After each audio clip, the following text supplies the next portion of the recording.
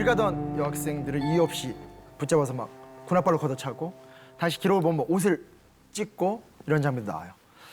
욕도 하고 피투성이가 될 때까지 막 때리고 근데 옆에서 누가 뭐라 그러면 그 사람도 막 때리고 그날 결혼하신 분이 있어요. 제가 개인적으로 느끼는 가장 안타까운 이야기인데 결혼하고 이제 신혼여행 가야 되잖아요. 택시 타고 가던 신혼부부를 택시를 세운 다음에 끄집어내서 어마어마한 폭력을 행사하고 그래서 결혼했기 때문에 혼미복이라고 해야 되나 이렇게 옷을 예쁘게 입었는데 거기 피로 완전히 막 칠갑이 돼서 남편이 완전히 터진 거를 데리고 가던 아내의 모습 이런 것들도 있고요. 아 이게 너무 가슴 아픈 얘기인데 이 머리가 으깨지고 팔이 부러져서 피범벅이 된 사람을 택시기사가 마음이 안타까워서 이렇게 몰고 가니까 그걸 막아서니까 택시기사가 화나서 사람이 죽어가고 있다. 그러니까 대검으로 찔러서 그 택시기사의 배를 찔러서 죽이게 되고 부마항쟁에서 민중들을 군이 진압할 수 있다는 피해 학습을 한 거죠. 그리고 그 다음 단계로 들어갔었을 때는 당연히 얘네들은 쏴 죽일 수 있다라는 단계로 가게 되는 거고 사람들이 억울해서 저항을 하니까 더 잔혹한 행동을 하게 되면서 본인 행동을 합리화하게 되는 거죠. 그리고 이 큰 사건들을 막아버리기 위해서 언론 같은 거 다 막아버리고 그때 제 옛날에 은사님의 증언에 따르면 독일에서 유학을 하고 계셨는데 외국인 이게 타전이 된 거예요. 타전이 된 상태에서 너무 놀래가지고 집에 전화를 한 거예요. 국제전화죠. 그때 국제전화밖에 없으니까 엄마, 잘 지내 웬일이야. 지금 엄마 저기 광주에서 도청 얘기가 나오면 망을 막아버리는 뭐 이런 일화들 그러니까 소위 말하는 우리가 생각하는 기본적인 것에 부합하지 못한 이야기는 사실은 너무나 많은 일화들이 이제 존재하는 거죠. 뭐 이런 거 있잖아요. 뭐 광주 사태는 그 당시 사태라고 불렀으니까 북파 간첩의 소행이다. 도대체 저는 이해가 안 가는 게 어떻게 거기까지 내려와요?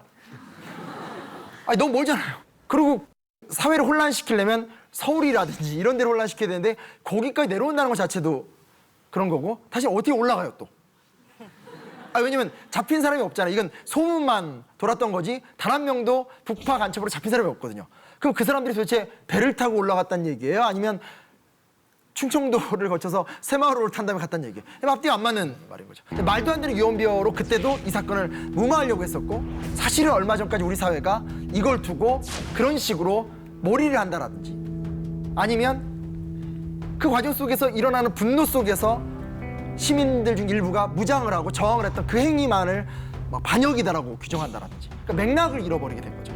이야기의 맥락과 원인과 결과가 있는데 그것을 다 합쳐야지만 역사인 건데 그 역사의 이야기를 다 하지 않고 특정만 끄집어내서 우리끼리 누군가를 나쁜 사람들의 무리로 만들어버리고 특정 도시는 나쁜 도시고 특정 지역 사람들은 마치 이등 국민 같은 이런 식의 어떤 과정들을 저질렀다는 것이 너무나 고통스러웠던 거고 그 당시 결국은 김대중 내라는 뭐 사건 이렇게 몰아가지고 당시에 아주 유력했었던 야당 지도자 중에 한 명이었었던 김대중을 사형 선고를 때리게 되는 것으로도 이제 연결이 되게 되는 거죠. 북한의 사주를 받아서 광주 시민들을 선동해서 국가보안법, 방공법, 개헌법, 외환관리법 등을 다 위반해서 군법회의에 회부가 되는 구조거든요.